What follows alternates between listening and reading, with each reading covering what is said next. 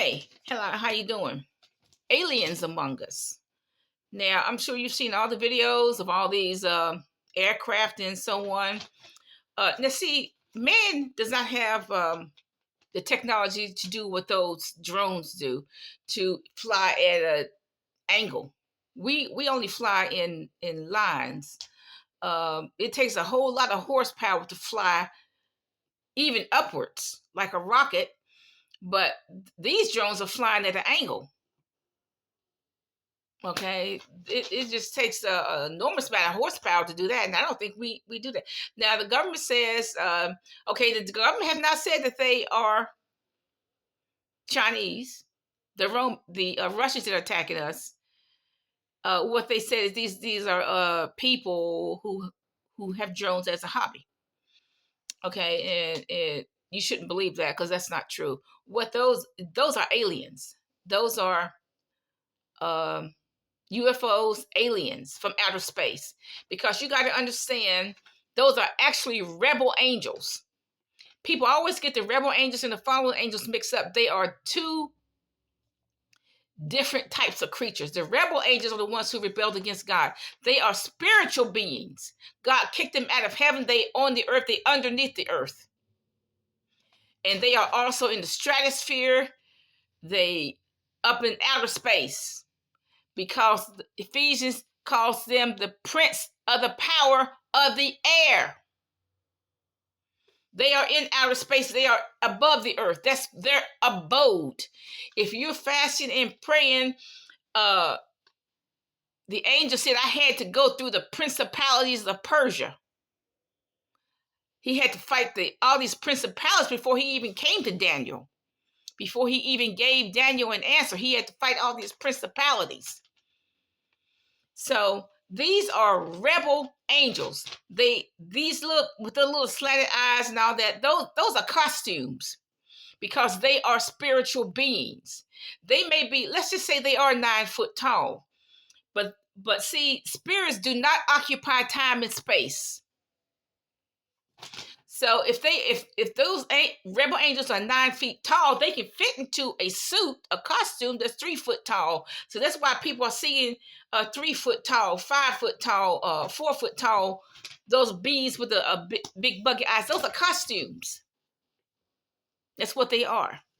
Because the fallen angels, the ones who made it with human women, they are coming up through the Euphrates River. Their time is not even here yet. They are coming up through the Euphrates River. Those are not fallen angels among us. Those are the rebel angels with the costume on. The reason why they have very sophisticated aircraft is because their intellect is 1,000,000 times at least greater than mankind.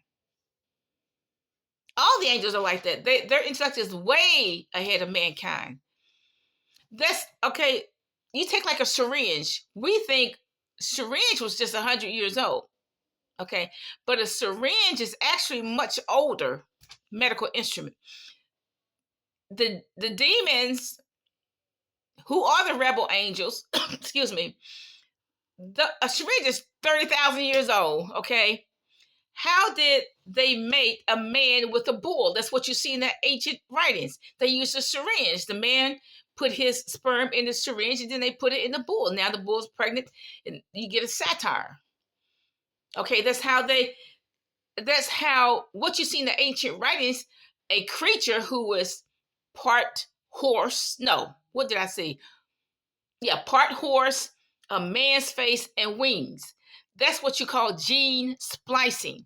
The fallen angels, because the book of Enoch said they taught man these things, who are millions of times more intellectual than we are. They splice the genes. They splice the genes from an eagle, a man's sperm, and a bull. They mix it up, and that's why you get that creature who has a horse's body, a man's face, and wings. That's why you see a lot of creatures particularly in the Egyptian handwritings, that's half man standing upright in an alligator's face. Because actually human beings cannot have sex with animals, even though they were trying to do it, because in the Old Testament it said they were doing it, having sex with animals. And they have always had sex. Mankind has had sex with animals. But actually, man has a difficult time having sex with animals. Mankind tends to get stuck or something like that. So what man has to do is use a syringe, put a sperm in there, and then impregnate an animal. That's what Bigfoot is. Bigfoot is part man. Probably from 1,500 years ago, an Italian sailor from 1,500 years ago that got a gorilla, female, 2 or 3 female gorillas from Africa, because that's what they did. They went to Africa first, and then they went to the New World. And they haven't been with a woman in a long time, so they just impregnated that female gorilla. Now, what the captain should have done was, instead of releasing those female gorillas to the wild, they should have drowned them. I'm sure the Lord told them to drown them, kill them. But he didn't. He released them to the wild. So he released pregnant female gorillas to the wild. So what we got now? Bigfoot. And you don't know whether it was one man or whether it was 2 or 3 men that impregnated those female gorillas. Obviously, they were Italian, because the Bigfoot has long black hair. Wasn't not a blonde that impregnated those gorillas. It was a Italian, because all the Bigfoot have long black hair. That's why you see, that's what the Neanderthal meant. Neanderthal is not 100% human. Neanderthal is a cross between a human and probably an ancient monkey. And so they evolved over the years, and they have some human intellect, but for the most, they are not complete human. You're either complete human or you're not. So the Neanderthal cannot go to heaven because they're not completely human. So when the Neanderthal died, their spirit is just still somewhere on the earth. There's all kinds of spirits on the earth, okay? You got the Neanderthal spirit on the earth because they cannot go to heaven. Jesus only died for human beings. He didn't die for anybody else who's a part of an animal and part human. He didn't die for anybody else. He died for human beings only. So all those satyrs who are part human, part horse, they are still on the earth because they died. They're spirit beings now. And then you got beings. The fallen angel taught man how to mate with a crab. They taught man, they used a syringe to mate with a crab. They used a syringe to mate with a lobster. That's why people are saying they went into space and they saw these creatures with a man's face in the lobster's body, or a crab's body, or a worm's body. Evidently, the fallen angels, this is all science fiction. Sounds like science fiction, but it's real. People who have gone into space or gone into the spirit world said they saw worms. A person with a worm's body, it was actually moving like a worm, and a human being's face. So the fallen angels taught them even how to mate with a worm. They just took a syringe, put the man's sperm in there. So what you got? You got something in outer space that has a worm's body, is moving like a worm, like an accordion, and but has a man's face. So the fallen angels taught men how to do that, how to mix their seed with animals. And that's what the Sphinx is. The Sphinx of Egypt.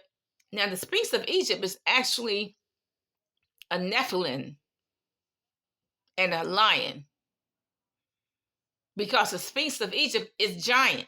Because the Egyptians are saying, look, this is what we see. This is a giant. The Sphinx has a lion's body and an African's face. So you got those African Nephilim, because the Nephilim were all different races. All different races under the sun. You got this African Nephilim. Africans, if you're different, they just treat you like one of the family. That's how Africans are. So you got and if you look in the Egyptian writings, there's plenty of giants in Africa in the old days, this among the natives. So you got this Nephilim that mated with a female lion, most likely. So what do you get? You get the giant Sphinx, which Africans worship as a god. But that's really what that is.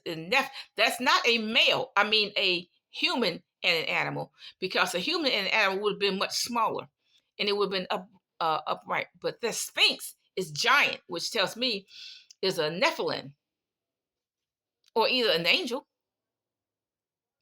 made it with a either way it was giant because everything the Egyptians did was to scale. Egyptians have a lot of statues that are to scale.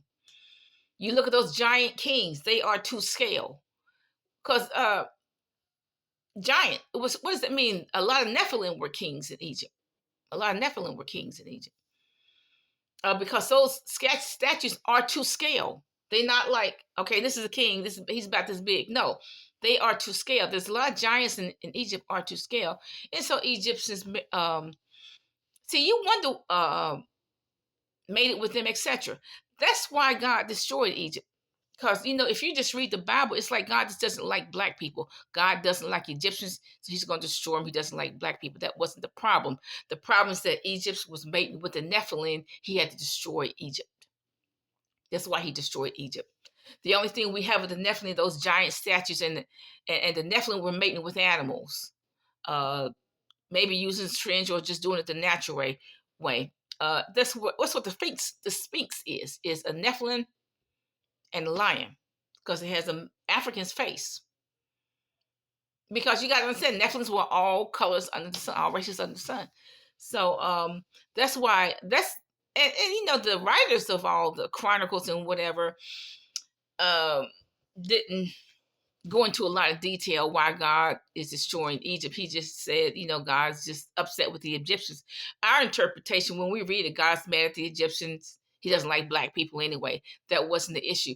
The issue, because he said, out of Egypt I have called my son. So if he hate black people, why would he have his son come out of Egypt? He said, out of Egypt I have called my son. And where did he put the Israelites to safety? Go to Egypt. That's your safety. Not to Syria, not to Europe. Go to Egypt. But the problem with Egypt, the reason why God he destroyed the idols, he destroyed the Nephilim, because they were mating with the Nephilim. So what we are at war right now with these aliens. Okay. Now the government's obviously not going to tell us the truth, the whole truth about it. But right now we are at war with them, and I don't know what we're going to do. I don't even know if we have a defense for the Nephilim, for these aliens. They are rebel angels in a costume.